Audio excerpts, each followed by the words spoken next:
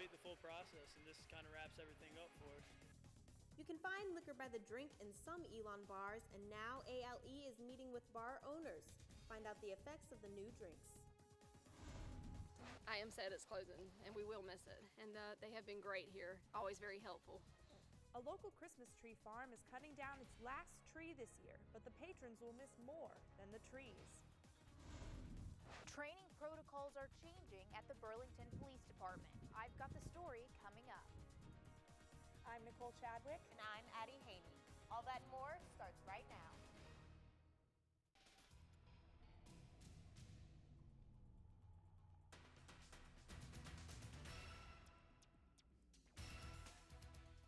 Weston, Fat Frog, and Tap House are all changing their menu. Good evening and welcome to Phoenix 14 News. Only 1 month after the town of Elon voted to allow liquor sales, bars are filling their cabinets with booze. Student hotspot Fat Frog started serving mixed beverages before Thanksgiving, and College Street Tap House followed soon after. But different rules apply to both. Tap House owner Chris Russell says that because his establishment doesn't serve food, Tap House is considered a private club by the Alcohol Beverage Control. Patrons are required to have membership, which customers can attain by filling out name, age, and paying $1. Fat Frog is registered as a restaurant under ABC, so no new membership is required. But owner Peter Eustache did admit there are a few new things his staff will have to deal with because of the new liquor permit, such as making sure students are safe when drinking liquor. David Hodges joins. Obviously, I will have more increased security, but the other thing too is, like I said, my bartenders and myself are very good with speaking to patrons and helping educate them. And I think that's the largest thing is, educating these students that are not used to liquor to, hey, you can't drink it as quick as you drink beer.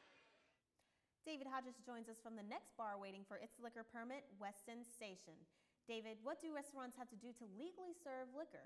Restaurants and bars in Elon had to go through several steps in order to get their permit after Liquor by the Drink passed. One of them had to do with safety. Bar managers and their staff had to go through training with a representative from the North Carolina Alcohol Beverage Control to go over exactly how to serve mixed beverages. And with me here now is Weston Station Manager Josh Esrine, whose staff just went through that training today. Josh, what can you tell me about some of the safety precautions you went over?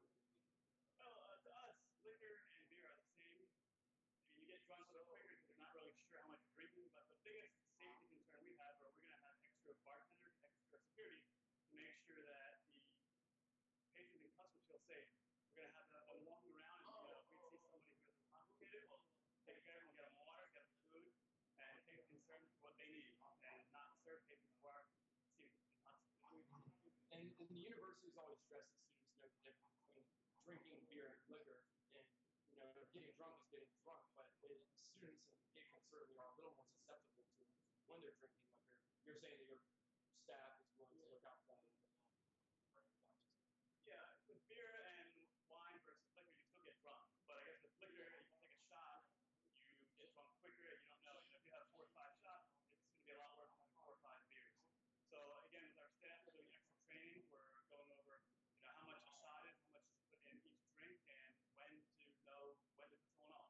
And that will start tomorrow, right? Yeah, we plan on getting our liquor license tomorrow and start serving liquor tomorrow. All right. From Weston Station, David Hodges, Phoenix 14 News. Thanks, David. Liquor by the Drink isn't the only change occurring in the area. The North Carolina General Assembly passed legislation that lets breweries sell beer on site. Currently, some small breweries are allowed to do that with a special permit, but bigger breweries are currently not allowed to. If Governor Beverly Perdue signs this bill into law, it could help attract bigger breweries to North Carolina.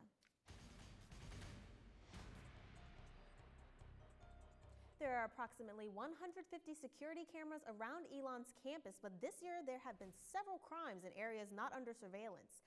Jeff Ackerman has more.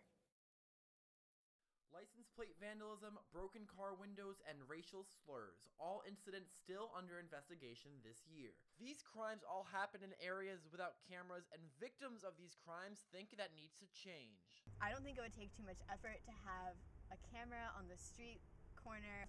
I understand that it's an added cost to add cameras here, but I feel like it would be worth it. Both Lilienthal and Fowler found their car windows smashed a few weeks ago. Another student found his license plate vandalized in the Danley Center earlier this year. I feel safe, but I was looking around when I got back here and I was trying to find some security cameras to see if they could catch the guy, and I looked around I didn't really see any security cameras. Campus security knows there are issues and has plans for the future. There are cameras being added. Basically what we do is we have a priority list, and then, we start at the top of the priority list and go from there. Cameras are placed strategically across Elon's campus, mainly in the parking lots. But as of right now, the Danley Center and the Colonnades parking lots do not have any cameras in them. And we're not to the end of the installation process yet. Campus police are aware of the need for more cameras on campus. The Danley Center is next on the list to get some more. Obviously, we've been the prime motivator in trying to get cameras all over campus because it's a big deterrent as far as crime is concerned. People know there are cameras there, they're less likely to do something. And Gantos agrees there is always room for improvement.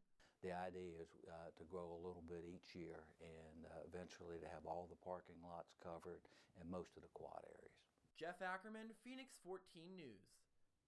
Funding is another concern for installing security cameras. The power source used for these cameras costs more than the actual camera itself, so finding areas to sustain these cameras can be difficult. You can't always prevent crime, but here are some tips to help. Avoid walking alone at night, but if you have to walk alone, stay in well-lit areas. Park your car in a well-lit area and make sure to lock it, and don't forget to lock your room when you leave. If you have valuables in your car, keep them out of sight. Put them in your glove box, trunk, or take them inside with you. Most importantly, if you see suspicious activity or are the victim of a crime, dial 911. Though the United States government has placed a travel advisory for people going to Egypt, Elon's Study Abroad program in Cairo is still on. According to the Isabella Cannon International Center, there are still 3 Elon students planning on attending the American University in Cairo this spring. However, the Isabella Cannon Center is advising students to change their location where they study abroad. Some North Carolina cities are sad, at least according to Men's Health magazine. The magazine rated America's saddest cities based on the unemployment rate, suicide rate, and antidepressant use. Winston-Salem is number 86 on the list, receiving an F. Greensboro made the list with a D-, and Raleigh was given a B-. The Burlington Police Department is constantly training to fight crime. Scarlett Fakar went to a training session and joins us in the studio with more. Scarlett. Many of us depend on the Burlington Police Department for safety and protection in our community. So how do these officers train for this responsibility?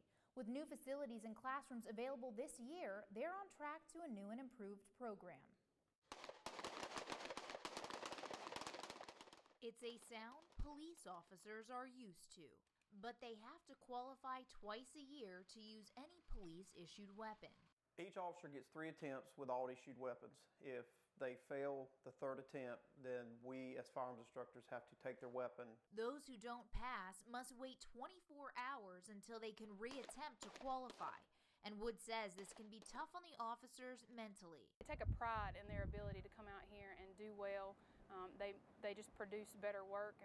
Depending on the officer's position within the department, they are tested with handguns, shotguns, and rifles. Each officer is given 50 rounds and must hit the target 40 times in order to pass. It used to be that you just had to hit the silhouette. But now it's where you hit on the target that counts. Now the officers are striving to hit inside the ring of the target for a higher score. Next year, the chief plans to incorporate combat training and shooting on the move. But it's not just what they're teaching that is changing, how they're teaching is new too. And we've moved toward more of a teaching rather than screaming and hollering at them on the range. The officers always want to improve, and they prefer practical training over classroom lectures. A lot of the officers are really happy we got this range open, and they feel like the more training, the better prepared they are for whatever situation may arise. Officers also are required to train with tasers and police dogs. When I had the opportunity to take part in the firearm training session, it was great to see how hands-on the instructors were with the officers during testing. It was really an encouraging atmosphere, and I remember the captain mentioning they're more like a family than a team. And I definitely felt lucky to experience that with them on the range. Back to you guys. Picking out a tree is a Christmas tradition in most homes, but for one Burlington family, the tradition has been selling them. After years of hard work, the tradition is coming to an end. So after 20 years, we feel like like we've had enough. Harlan Hall and his wife run a Christmas tree business as a side project, but this hobby means a lot of labor and a year-round commitment.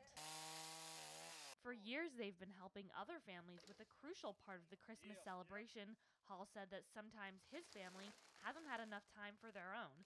He and his wife decided it was time to change that. We retired from our state jobs, and we're retiring from this, so we'll have more time during holiday season to ourselves and to travel a little bit. Now, they're just trying to sell the last of what remains in the ground. In past years, there would have been about 3,000 trees behind me, but today, this is one of only about 40 that are left. The Halls have given these trees a lot of love, but they've also spent years looking after their customers, too. Yeah, I think this is good. Sandra Gibson has been coming for 15 years. Hall helped her carry away her last Christmas tree from the farm. She said that over the years, she's become more than just a customer. When you walk up and they call you by name, you know, and they're so glad to see you again, and you know, they've watched my girls grow up. I've watched their girls and their dogs grow up. So, you know, and no, we don't see each other but once a year, but we, you know, there's a kinship there. In a few weeks, her tree will be gone, but she'll still have something to remember the Halls with for Christmases to come. I asked Mr. Hall to cut just an end off of the tree so that I could use it either for an ornament or a keepsake, just to keep for remembering the Hall farm. For Hall, this ending is bittersweet. We miss seeing people who have come for nearly 20 years, you know, some of our loyal old-time customers. And it's kind of fun out here seeing the kids running around. Sophie Nielsen-Colding, Phoenix 14 News.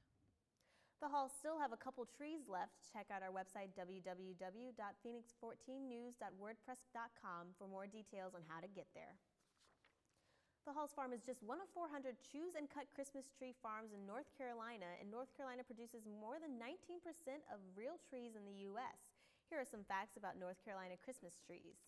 According to the North Carolina Christmas Tree Association, there are more than 1,600 Christmas tree farms in the state.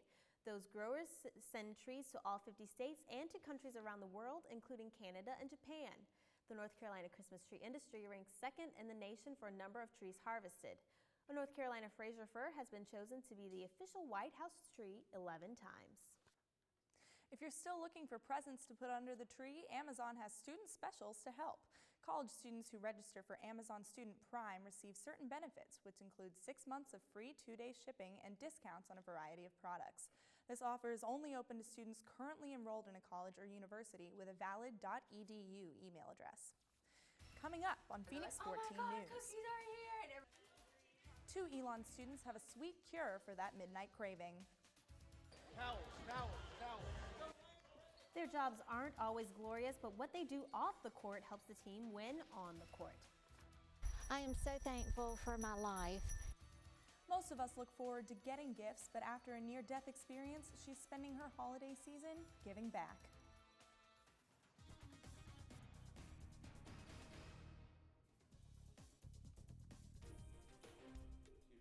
Before heading home for break, be sure to fill up your tank. Find the lowest gas prices with this week's Pump Patrol. The Shell on South Church Street has a regular for $3.17 a gallon. A gallon at the Marathon on Haggard will cost you $3.19. The Kangaroo on Haggard is a little more expensive at $3.20 a gallon. And if you're a BJ's member, you can fill up your tank for only $3.13. The prices around Elon are a little lower than the state average, which is $3.26 a gallon. If you're heading home this week for break, here are some average gas prices from states that many Elon students call home. The average price in New Jersey is $3.15 a gallon. In Maryland, a gallon of regular costs $3.24, and Massachusetts is a little more expensive. A gallon will cost you $3.32. You might have to pull out your rain boots and umbrellas this week. We have more in your Phoenix 5 day. Tuesday and Wednesday will be cloudy and rainy with highs in the 60s.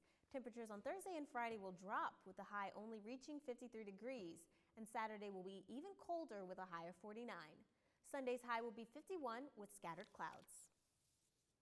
A new business on Elon's campus helps students get through long nights of studying by bringing them a special treat. Our Rhonda Atala has the story. If you're craving a midnight snack and don't want to leave your room, 2 Elon sophomores have a way to help. It's the cookie crave that you have. Leah Hayes and Maritza Gambo combined their baking skills to raise some dough. We don't have a job and we need money. So we were thinking about what we could do on campus to try to make a little bit. Their business is called Midnight Cookie Crave. We wanted it to capture that it was like going off of the craving you have for like sweets at like 2 a.m. like when you're studying or like when you just get back from like wherever. These two ladies start baking at 9 and delivering from midnight to 3 a.m. But the 3 a.m. deliver time doesn't bother them. We like to bake. We like to bake and we have the resources, like we have an oven right here. Hayes and Gambo hope that their business continues to expand and that the word is spread around campus. Rhonda Atala, Phoenix 14 News. Midnight Cookie Crave is open Saturday nights from midnight to 3 a.m. and cookies cost $1 each. Still to come on Phoenix 14 News. That sound marks the start of the holiday season for many, and people ringing the bells are thankful for their chance to give back. The men's basketball team has 5 starters, but after the break, we'll tell you about 7 team members who work behind the scenes to support the team.